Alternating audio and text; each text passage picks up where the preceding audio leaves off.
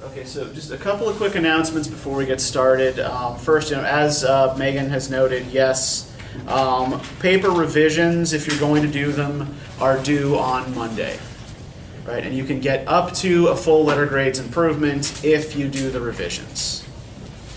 Also, I am not going to be here next Thursday, so that means you will not have to be here next Thursday either.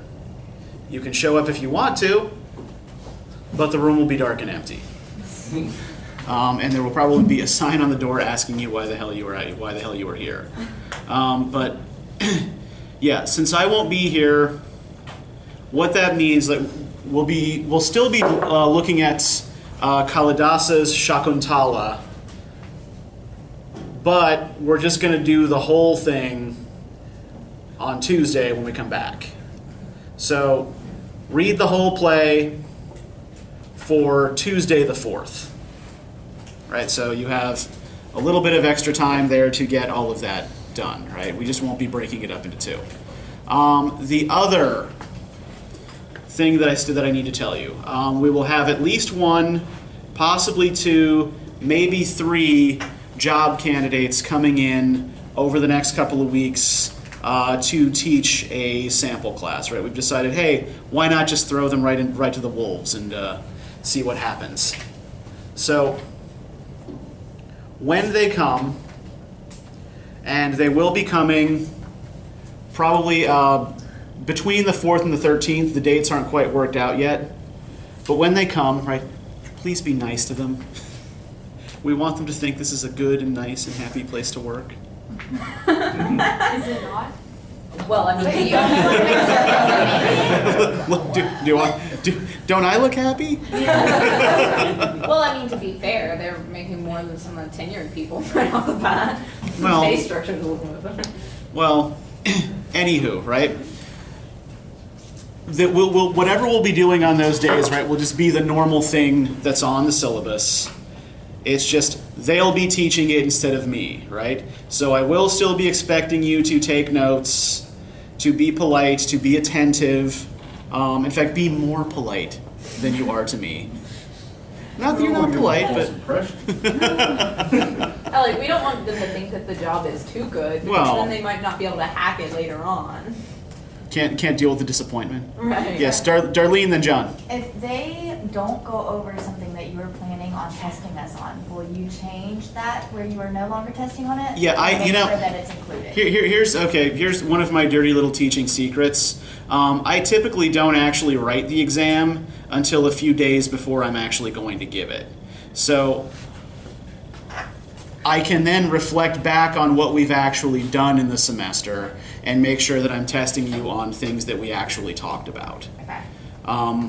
So because the structure of the class is a little bit loose anyway, a lot of what we talk about is really focused on what you have questions about anyway, and I will chime in with certain thematic things that I want you to keep in mind. It's just like I am going to be paying attention to what they do. I'll be taking notes too when they're here, because I'm on the search committee, and so my voice counts when we decide who we're going to hire. But also so that when the test time comes around, yes, you will only be tested on the things that they talked about. Yes, and what was your question, John? Does that mean no profanity? I would say, like, I am probably more comfortable with profanity than the average professor is. I don't offend easily. I don't know about these folks coming in. They seem nice, they seem cool, but, you know... Don't you want to break them in, right? Well... Just to be safe. Just to be on the safe side, yeah. Keep profanity to an absolute minimum, please. I make no promises. That's necessary. Yeah, exactly. Okay. I'm trained. Raised by the daughter of a sailor. I cuss with all of my Okay, and here's the thing. I will say, like, all language serves a purpose, right? Right. Even profanity serves an expressive purpose. And if it is absolutely essential for your expressive purpose, then go ahead. And besides, literature is known for being anti-censorship. Screw Or at least the academic study of it. Fair enough. However, freedom of speech. however, we want these people to want to come and work here. We don't want to terrify them right away. Right? I don't know what they're... I don't. Yeah, they can be terrified later once they've already taken the job. So. And then they're really stuck then because they've Well, already given up their other job opportunities. This is an English lit job. What other job opportunities? Oh, good times. My field is terrible.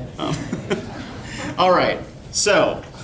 That said, right, I have no more announcements, right? Just remember the job candidates are coming. Remember that you don't have to come to class next Thursday, but please read the damn play anyway, because we're going to be talking about it on Tuesday. Okay, so let's jump back into the 1001 Nights. Now, the reason I was playing this particular piece for you and not some piece of medieval Arabic music was to reinforce some of what we talked about last time, right? About the role that the Knights played in the dissemination of European Orientalism, right? Pieces like this were incredibly common, particularly in the latter part of the 19th century, when Western fixations with an exoticized East were kind of at their height, in large part due to some of the tensions of empire, right? Your average person in England, in France, in Belgium, in Germany, yes, Belgium had an empire, believe it or not.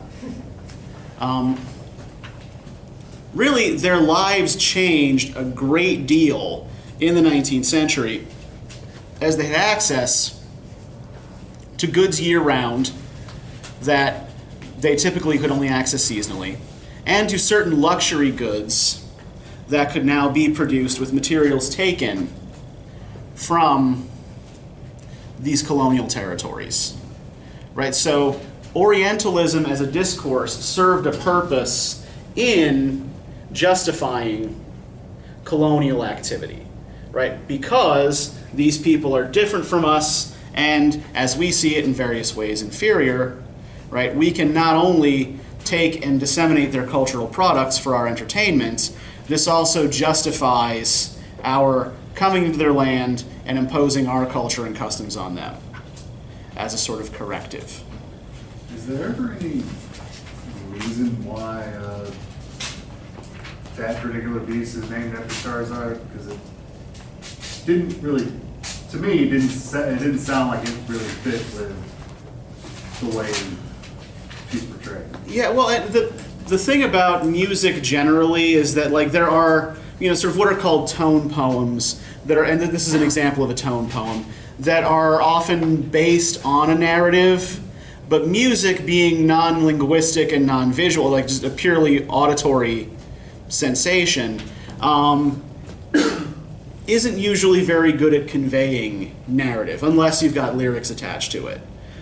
So I think what Rimsky-Korsakov was going for was just a sort of general Middle Eastern sort of feel, right? Scheherazade and the 1001 Nights as a kind of inspiration for a European mock Arabic sort of piece.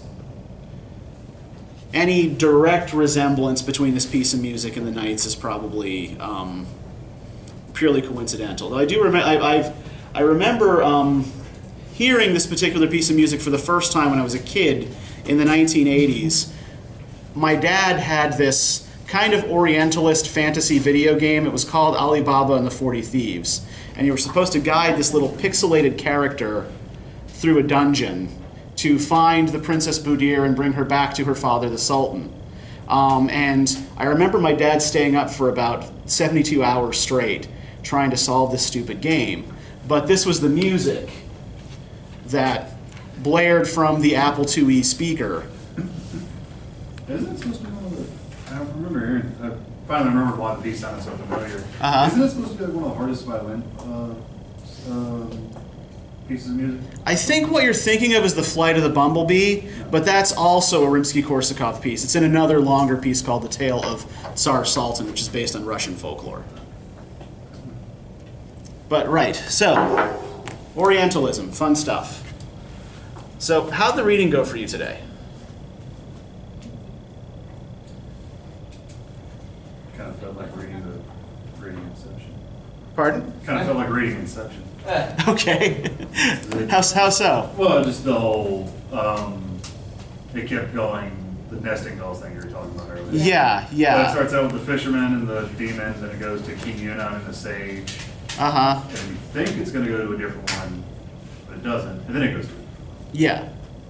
I think like one of the things that kind of struck me as odd, I read this all at once, but the very first part was like a really easy read because like it kind of made like logical, consistent sense. Uh-huh. But once you start getting on further into it,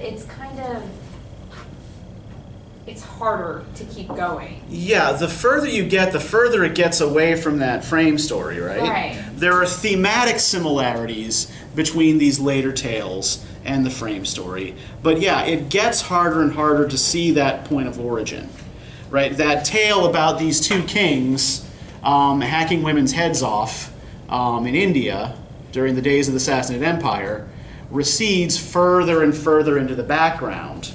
And the tales themselves maybe start to cohere a little bit less. Yeah, and that's just part of the nature of the work as a compendium of stories that's sort of put together over time. Yeah, Darlene. Is this the full text or is this an excerpt? Oh, this is an excerpt. Yeah. Okay, so at the end of the full text, does it give you like a little conclusion from the frame story? It depends on what you mean by the full text. And what addition, like, there's too many additions. There was one addition much later that basically said that she bores him a child, and he's finally like, I'm not going to kill you. Yeah, he finally lets one live long enough to bear him a child. Good for him, right? That shows some measure of development on his part, right?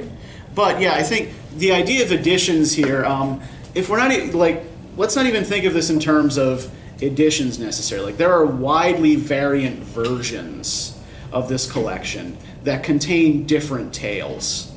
The oldest being that 10th century manuscript. The one that most European translations are based on is a 14th century manuscript. Is that Collins?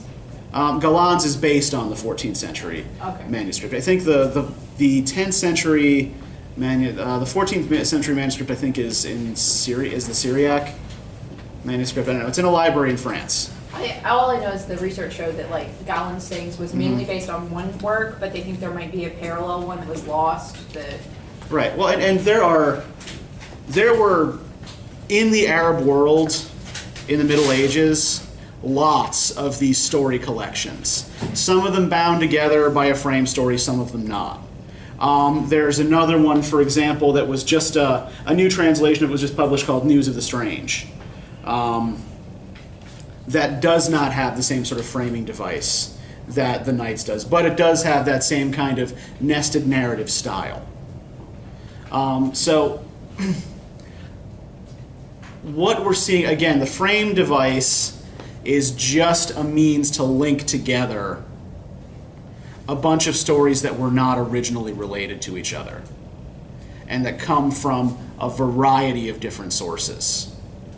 So, yeah, as the collection grows, as the Knights proceed, yeah, it's gonna get less coherent. It's gonna look a lot less like a single text with a particular theme. But we can still pick out, in some of these later stories, particular themes that are shared across the excerpt, right? What do we see in the stories you read for today that bears at least some similarity to what we looked at last time? No warnings. Okay, warnings. Can you give me an example, Emily? Like with the fisherman and the demon. He's able to, the demon's like, he helped him out and the demon's like, I'm still gonna kill you. Yeah. But so he's like, well, if you do me wrongs, wrong's gonna be done to you. So she's kind of hinting that if you don't stop, like, Yeah. wrong, bad could happen to you. Yeah, the tale of the fisherman and the demon. Yes, the demon is going to do harm to a benefactor, right?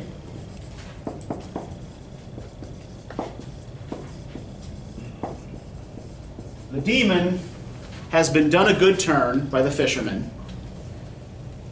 and the reward he is going to offer the fisherman, right, is that he's going to get to choose the way he gets to die. Yeah, Will. Okay, so in this instance where we see the demon, is this where the typical view of the genie came in? Yeah, right. We see he unstoppers the jug, right? And the air fills with smoke, and then this magical being appears in front of him, right? Yeah. This is not, again, like, this is not a demon of hell like in the Judeo-Christian tradition. This is a jinn. Right. Well, and he also, like, technically made a wish to die 3 times before he saw the genie. So there's, like, different kinds of Yeah. And it did say the first couple hundred years that he was in the lamp, Yeah. where he was going to grant the wishes and.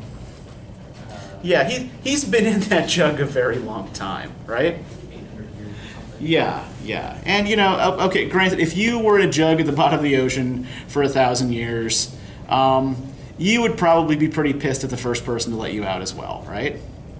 No. And so, You'd be pretty pissed in general. The first person to let you out would just be the easiest person to take it out on. Yeah. Especially since they can't like shove you back in the bottle or anything. Like Well, I they don't can't know, man. reverse. Well, You really did. But I Yeah. mean, like it's the a process little does get Bullshit, you reversed. don't fit in that bottle. Yeah, so again, so how does the fisherman turn the tables on the demon? You call bullshit. Yes. Calls bullshit and tricks the demon, right? Right. So the fisherman, on page 581, as the demon is about to kill him, right, he notes, first off, the unfairness of the situation in his little verses here, right? Our kindness they are repaid with ugly deeds. Upon my life, the deeds of men depraved. He who the undeserving aids will meet the fate of him who the hyena saved. The demon said, be brief, for as I have said, I must kill you. Then the fisherman thought to himself, he is only a demon, while I am a human being, whom God has endowed with reason and thereby made superior to him. He may use his demonic wiles on me, but I will use my reason to deal with him. So the difference here the fisherman points out between himself and a jinn, right, is that, okay, yes, maybe the jinn is this super powerful magical being, but human beings are endowed with a greater power of reason. Not really. Well, if you have much experience of humanity, you tend to doubt this, I've yes. seen the exact But- same situation play out. Yeah, Fell bullshit out of a guy and then yeah. he gets stuck in a jar. Figure. Anyway, what the fisherman is taking advantage of is the fact that he's smarter than the jinn is, right? So, intellect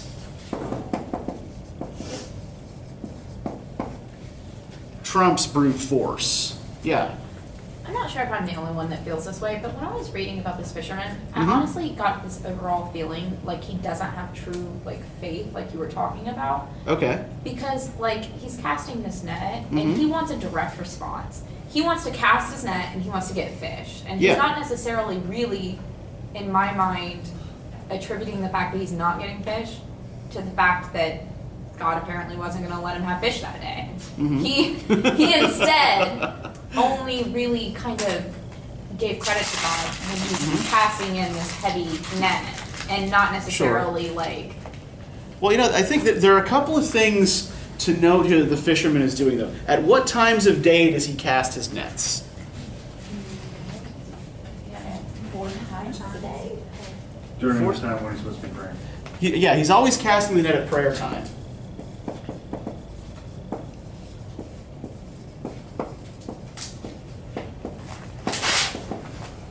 Because didn't the first one say it was like really early before dawn or something? Isn't that like the first Yeah, prayer? morning prayers. Yeah, Yeah. there are specific times when the Muslims supposed to. Right. Yeah. But I just thought one of them's like dusk. What are the times supposed to be?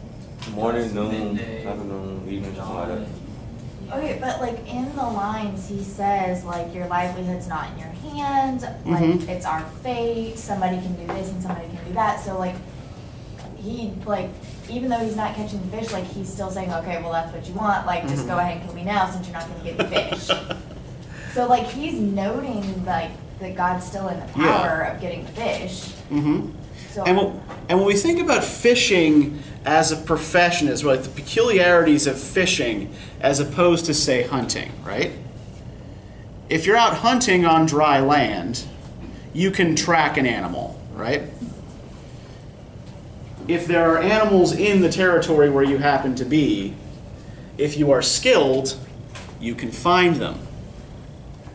What about if you're a fisherman, particularly a medieval fisherman of poor means who just goes to a body of water and throws in his net? What does he basically have to rely on? Yeah, God or luck, or tides, yeah, depending on, how you want to look at things. Yeah, God or luck primarily here, right?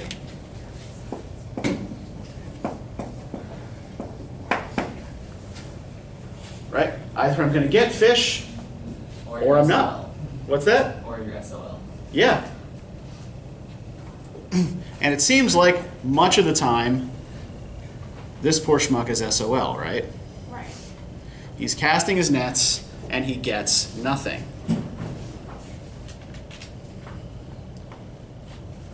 And then when he finally does get something, or at least something good, right?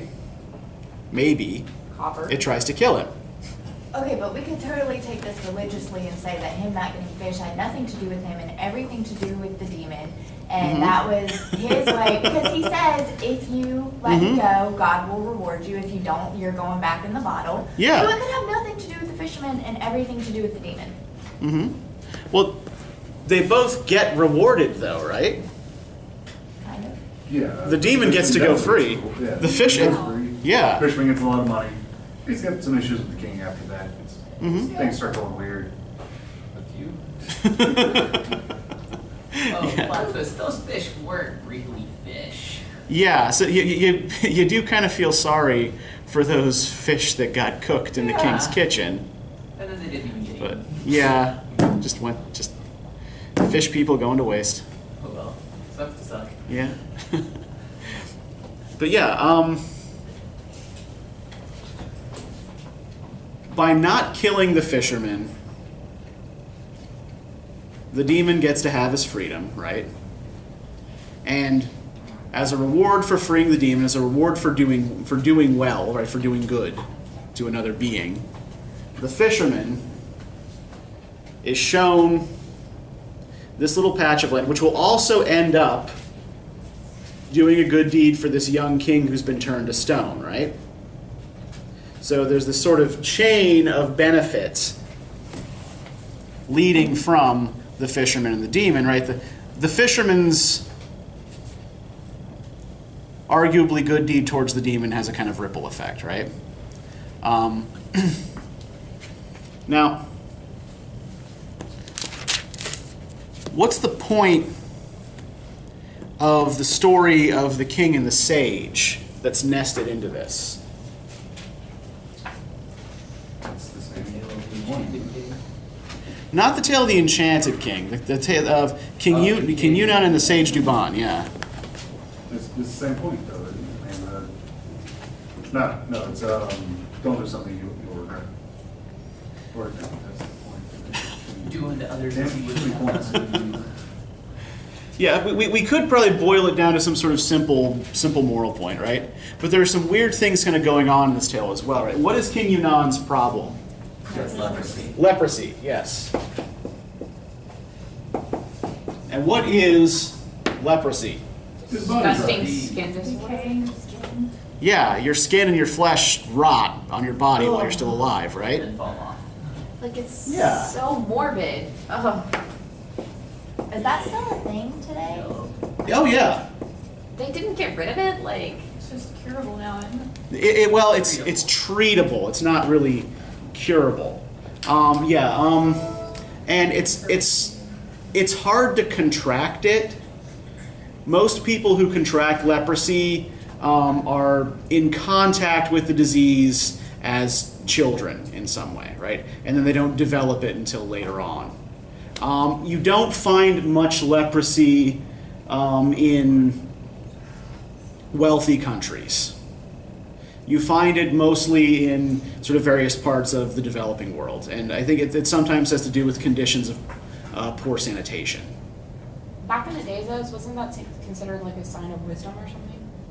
Like certain people in classical civilizations were considered like wise, but they were cast off at the same time or something like that? I'm not familiar with any sort of trope of the leper as wise man. I'm familiar more with the trope of, oh God, get the hell out of here, here comes a leper. Leper colony for you. Yeah. I know that they like cast them off, but I thought there was like also some kind of strings being pulled or something like that, but I might be wrong. It does actually. It shows up in That was like Roman or something? Midnight's Children. And in Midnight's Children, at some point in time, they go visit an old wise man who has it. I think the main character's mother goes to visit the old wise man, and if I remember correctly, it's implied that the old wise man has leprosy. Right, when she goes to visit that seer in Delhi, right? Yeah. Okay. Yeah. Okay, so maybe there is something that maybe it's just something that I'm not all that well aware of. There could be something there, but that would be something for a little bit of independent research if you're interested. This is not something that I know. That's not something I know enough to speak on. And we see with King Yunnan in particular, right, that his leprosy is not a mark of wisdom. So here we have a king who is rotting while still alive. And how does the sage propose to treat him? Without ointments or Yep. without making him drink anything. Yes. The word he uses, right, is I will treat him externally.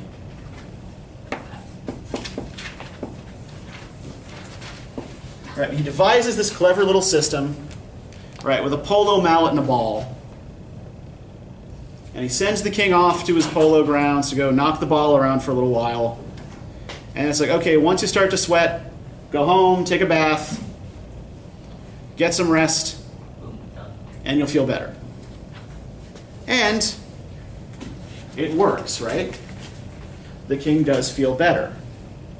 But what's the basic problem with the cure?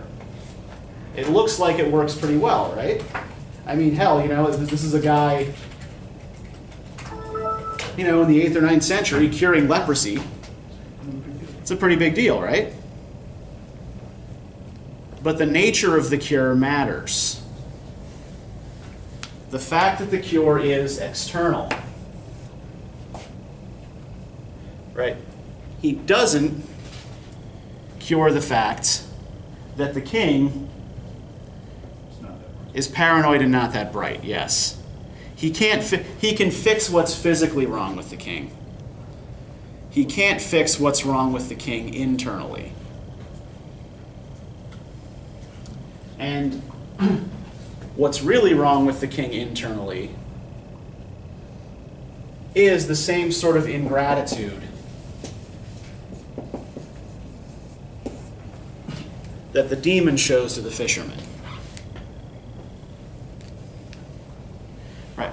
Most of the fisherman and demon narratives, right, the nested narratives within this part of the story, before we get to the Enchanted King, are concerned with various kinds of ingratitude. Right? I did you a good turn, and instead of rewarding me for it, you punished me. I guess that goes all the way back to the beginning, too. Like, if you think about it, like, all of the stories so far have had, like, a lesson in gratitude. And how, like, like, the dude who marries his cousin or whatever. Uh-huh. she wasn't like gracious, that he still took care of her and treated her fairly and everything like that. And she instead became. Okay, she becomes bitter and surly and learns to cast evil spells, right? Basically. Yeah.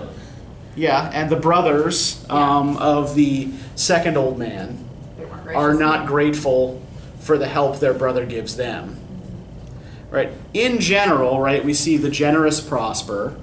That whole almsgiving thing is very, very important here, is very, very solidly developed. And those who are stingy, or those who are ungrateful to those who've helped them, tend not to prosper. Those who harm those who would try to benefit them are among the worst of all, though, right? We see there's the tale that the king tells to his vizier, right, when he's doubting whether he should kill the sage, about the husband and the parrot. If we look on page 586, I have heard it told that there was once a very jealous man who had a wife so splendidly beautiful that she was perfection itself. The wife always refused to let her husband travel and leave her behind until one day when he found it absolutely necessary to go on a journey. Now, does this sound pretty familiar? This seems to happen in all of these tales, right? This wife appears to be deeply, deeply attached to a husband who she never wants to let out of her sight.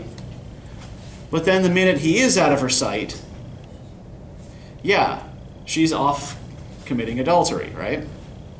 That's why she doesn't want to let him leave. Just saying. Yeah, we get, the Enchanted King describes his wife in exactly the same way, right? This is what we saw with Shahzaman and Shahryar, right? This is what we saw with, the various stories of the old men. These very, very attached wives, or outwardly very, very attached wives, who don't want to let their husbands out of their sight, but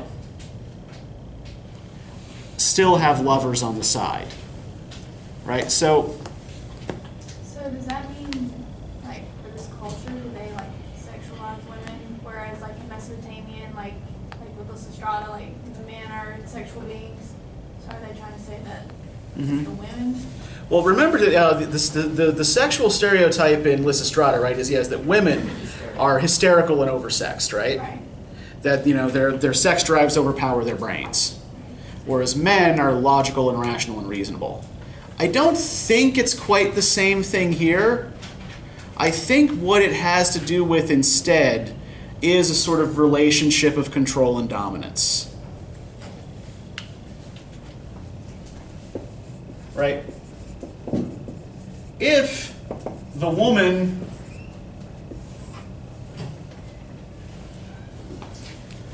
both controls her husband's movements and takes lovers on the side, then she holds all the cards, she has all the power in the relationship, right? I mean, when we look, for example, at the Enchanted King and what happens with his wife, once he discovers her secret, she controls his movements basically for good, right? All right, let your lower half be stone. Oh, and by the way, once a day I'm going to come and whip you for what you've done to me, right? But couldn't that control and dominance go back to the us versus them mentality you were talking about? Like, people in Europe wanted to believe that their wives were chaste and, good. So then, of course, the other wives are promiscuous and they upset the natural order that Europe might have believed in. Well, one thing to note about the excerpts that we're reading, these are actually translated from that 10th century Arabic manuscript. It's more accurate. More or less, it's a more or less direct translation. The intention is accuracy. So it's trying to get rid of a lot of the Orientalist assumptions that later European translations of the tales made, like the 18th century translations, and particularly Sir Richard Burton's very popular and highly erotic translations of the late 19th century. So what this translator is trying, most of these tales are translated by a guy, I think he's Egyptian, his name is Hussein Hadaway. And his goal is to try to get these back to as close to the original content of the manuscript as possible. So there's no discernible attitude towards Europe in this particular excerpt. Europe don't count. But the gender relationship thing is really, really important here. So do you think that it's important that they use a caged animal for this? The parrot? Yeah. Yeah, whose side is the caged animal on? The husband. Yeah, the husband's, right? And the parrot is caged rather like the demon is caged. That will eventually be a benefactor to the fisherman. But then he's killed unjustly. Yeah, the parrot is killed unjustly like the demon wants to do to the fisherman. So some of these connections become a little bit confusing to untangle and often a little bit tenuous as well. But yeah, the parrot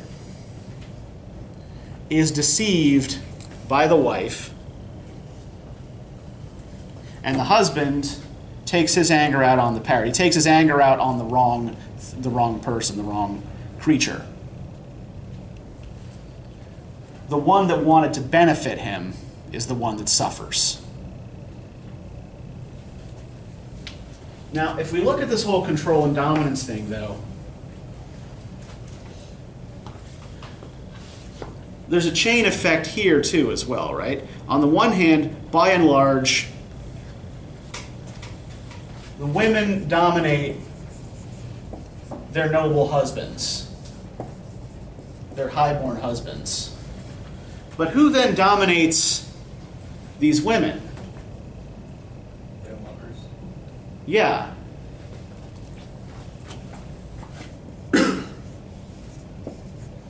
And what do most of the lovers of these women have in common? They're low. Lower class. Yeah. By and large, they're slaves, right?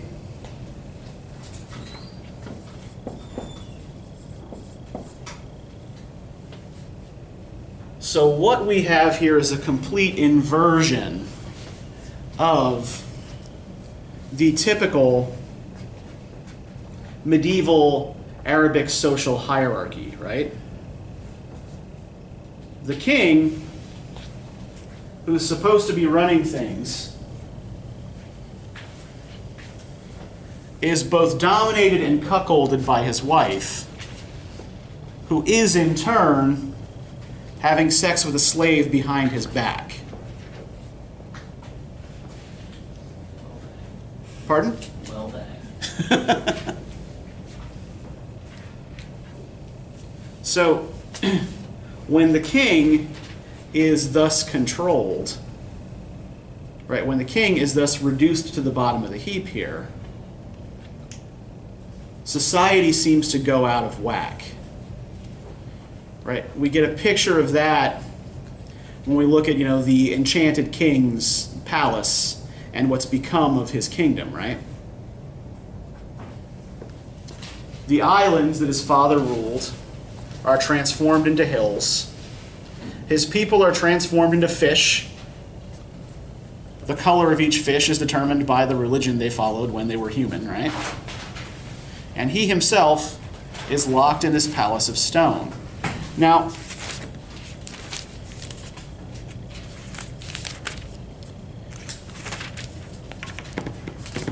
anything you find particularly noteworthy about the Enchanted King's stone form? Bottom half that's stone. From the navel down, right? So his legs are stone. He can't go anywhere. What else can he do? Have sex with anyone. Yep. Turning his lower half to stone also emasculates him.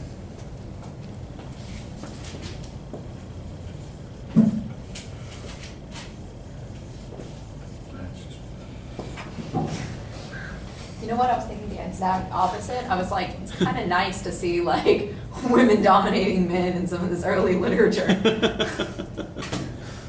Yeah, and really, like, from a 21st century perspective, I mean, it does seem like his wife genuinely loves the other man, right? And like the king Every is, single day. yeah, and like the king is the interfering jerk who is holding her against her will, right? But the way the narrative works, right, is the Enchanted King's wife is continually shaming him. And he lacks the strength, he lacks the power to reassert himself. You could even kill the guy, right? Yeah. He takes his sword, and why does the sword happen to be conveniently lying there? Because his wife had it. Because she's taken the royal sword from him, right?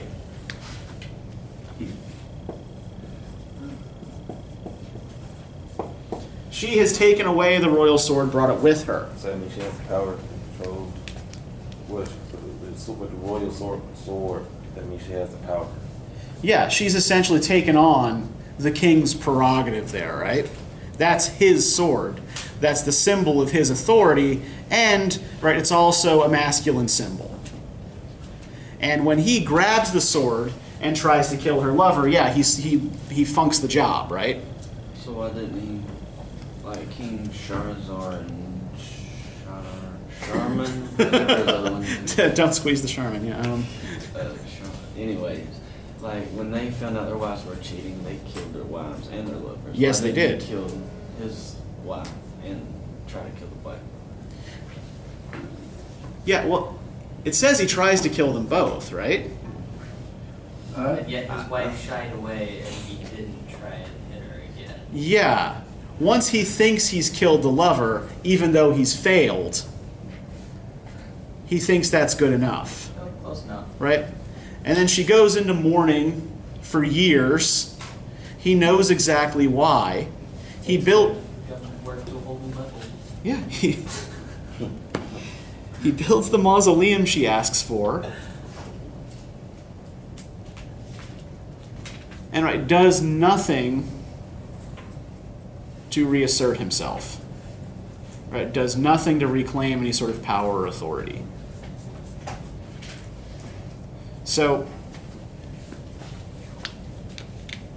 the enchantment that this guy is under is meant to be symbolic of his relative powerlessness, his ineffectuality, and the fact that he's simply not ready or capable of ready to be a king or capable of being a He king. even gives up his kingdom after he's freed. Yeah. Yeah, what relationship does he establish with the king who's rescued him? Foster son? Yeah. You shall be as a father unto me, right? Oh, I've never had a son. Wonderful. This is magically convenient, right? And then they can wrap up the loose ends with the fishermen, right? They can each marry one of the fishermen's daughters. And so the fisherman becomes upwardly mobile. So good for the fisherman. Everything works out for him in the end. But yeah, essentially this guy needs this more experienced, older king to come in and rescue him and then show him the ropes, right? The people who showed up and threw the fish in the frying pan, what were they? Because it was... What was the pledge that the fish were keeping? Yeah. Yeah, that... Because, oh fish, have you kept the pledge? Is there another story Yeah. somewhere? You know, I think that may be evidence of, like, the whole thing about the pledge may very well be evidence of some other story that was sort of spliced out of this. Because, yeah, the fish, when we find out what they are, yeah, it has nothing to do with any sort of vow or pledge, right? She turned the inhabitants of the city who belonged to the poor-sex Muslim Christians, magicians, and Jews into fish. Yeah. They haven't pledged anyone anything. Maybe it was a poem. Apparently translators just don't want to translate the poem. There's a, I mean, that's there's a what it Christian said. that It's involves like a, fish getting a pledge, but I can't remember what it Arabic, European, not gonna do the poem. Yeah, and why is she speaking in Arabic to the fish? 'Cause Yeah, it's it- in clear Arabic. Yes, it notes specifically that she speaks to the fish in Arabic. And then calls Um, it an ugly language later. Yeah, I think what that is meant to do is set up a dichotomy between the highborn maiden who is coming in with the wand to overturn the pan and the slave who appears to overturn the pan. Logically, if we look at the way these two stories are connected, who are the maiden and the slave? The slave is. you And mean. the guy who hasn't moved in 3 years. Yeah. Yeah, apparently he can move to do this. You go dump the fish into the fire. Yeah, You can't eat them. There's a no one can eat them. there's a creation myth where it's the flood myth, where Uh-huh. a fish comes to save the guy and have him build a boat, and I think at the end of that there's a pledge, but I don't remember which culture. That's it's an Indian myth. I think right. The fish is I forget the name of the Indian flood here, but the fish is an avatar of Vishnu. That these avatars appear now and again when the world is about to destroy itself to keep it safe for a little while longer, right? So the Indian Noah story, is I think what you're referring to there. I thought that there were actually Indian like stories in there too. So I mean, There it's are, possible. yeah. I mean, these tales come from a wide number of origins. There are Greek tales in this as well. Basically, from anywhere around, like anywhere. Anywhere old world. Yeah, Baghdad was a huge cultural nexus, right? Baghdad in the Middle Ages would have been about the equivalent of, say, like New York or London now, right? It was huge, it was cosmopolitan, all cultures crossed there, they were doing all sorts of trading, right? Trading of knowledge, trading of stories, trading of goods. So it's certainly possible that this refers to a story from an Indian tradition. In fact, there is a very, very similar collection of stories called the Panchatantra that I think there are some selections from in the anthology. And the Panchatantra are mostly animal fables, but you can probably find connections between those tales and some of these tales. I think they borrow the idea of a framing device from the Panchatantra, and they, I think, even borrow some tales from it. So yeah, there are definite cultural connections to India. But yeah, I think the whole thing about the vow or the pledge, that's a head scratcher for me generally too, because it's clearly not fulfilled in the narrative, right? It raises a question that it never then answers. Great old oral stories term written literature. Yeah, well, and it's this the same thing that we saw when we looked at those excerpts from the Book of Genesis, right, where we see kind of two stories woven together, showing the seams, right? We can see those points where, oh hey, here we've got all animals entering the ark 2 by 2 pairs of every animal, but here we've got 7 of some kind and pairs of others, right?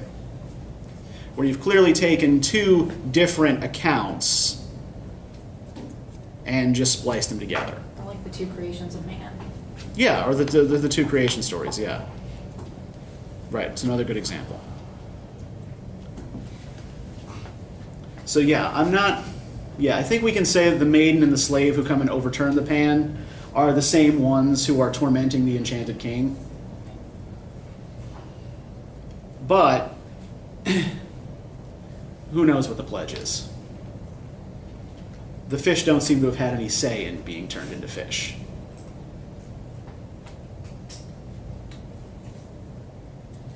All right, so do we see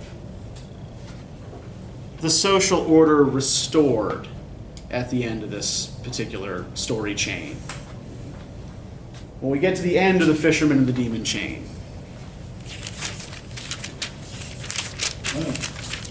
Not really, because the fisherman, he's a commoner who's now basically a noble. Yeah, we see the ennobling of the good commoner, right? This is a very common fairy tale trope. Yeah. But not so. Yeah, doesn't usually work out that way in real life. And they lived peacefully thereafter. Uh-huh. But for the purpose of the story, it's mostly resolved. It's just that one little issue there. Yeah. The inexperienced king needs the older king to come in and show him the ropes, right? Because what have we seen happens to inexperienced kings in previous tales here? Horribly. Yeah, they die horribly, right? King Yunnan.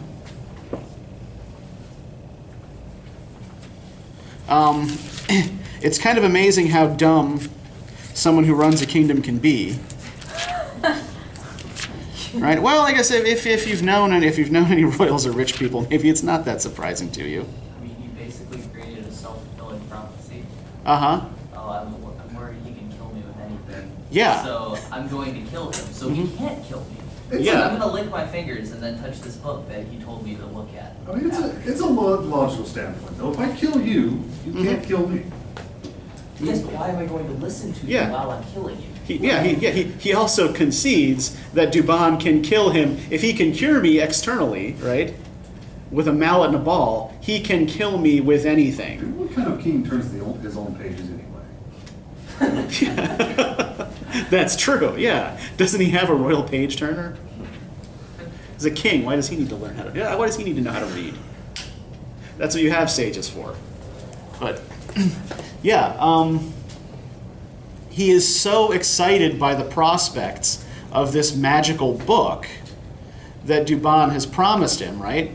And That he talking to him from his separate Yeah, he's like, whoa, so if I cut off your head and lay it on this powder and open the book, it'll come back to life and talk to me? Cool, do it now, right? He seems even to forget the original reason he wanted to kill Douban.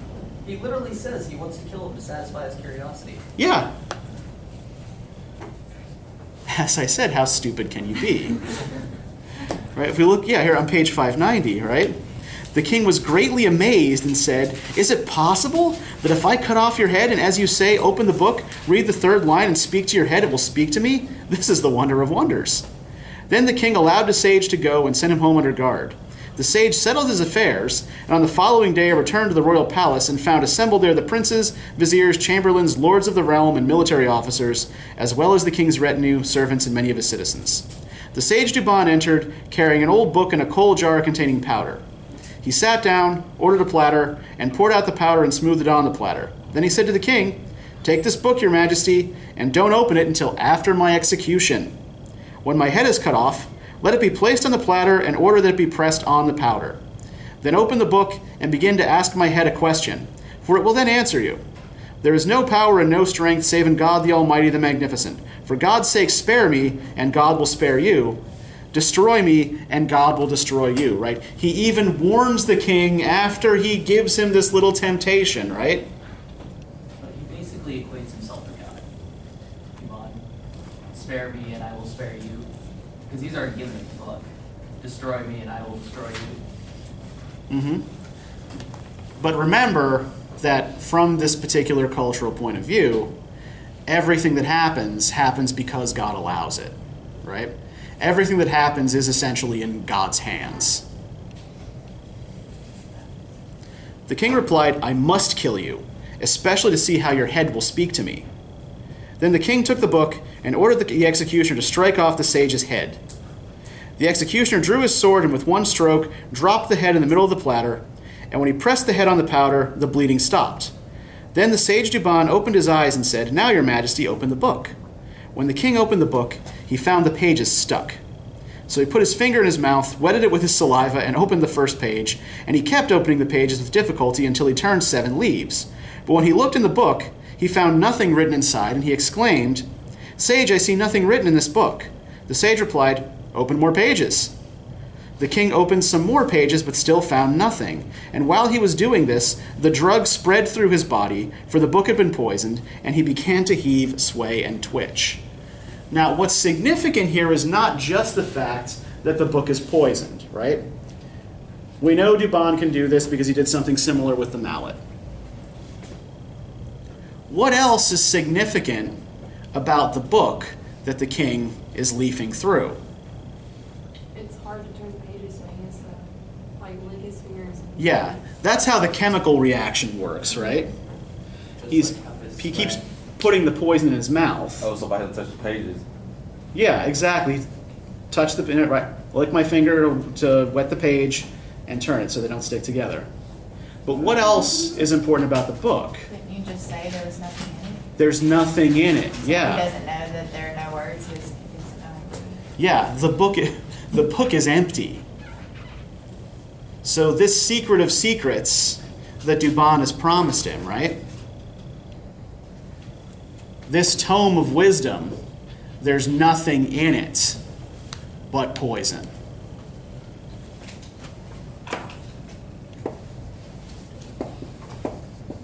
In order to pursue his curiosity to its furthest possible ends, this foolish king has just signed his own death warrant for an empty book. Pardon? Curiosity killed the cat. Yeah. I was thinking the same thing. Well, curiosity killed the king. formerly leprous king, yeah. Well, a guy told me he can still talk after he chopped his head off. Might consider it. Yeah. Yeah, well, Off his severed head. As for myself, I would just maybe wonder question whether or not he actually deserved it before severing his head, but I'm not gonna take a book from him now. that's just me. These little moral scruples here and there. But so King Yunnan deserves what happens to him, right? Because he's an idiot. Not only is he an ingrate, he's dumb. The king of the enchanted city brings some of his troubles onto himself because he's young, inexperienced, and ineffective. Right? What both of these kings need is good counsel that they can rely on to help them manage their kingdom properly. This is propaganda at its height. Well, remember too, the way the frame story works. This is not actually that far removed from the frame story, right? As Shahryar listens to Shahrazad's tales, right, he is getting good advice. He is getting good counsel from a person he will learn to trust, right? So the king learns better management as he also learns to control his temper and put aside his grudge against an entire gender. So all of these do end up being sort of engineered to fit that frame story, even if the original tales that they're drawn from probably didn't. All right, so that's about all the time we have. Does anybody have anything else? Anything they want to bring up? The fact that you're packing up all your stuff indicates that you do not? Okay. So let me give you some guide questions for next time, and I will return those couple of things to you that I promised to return. I will keep the pledge whether the fish do or not.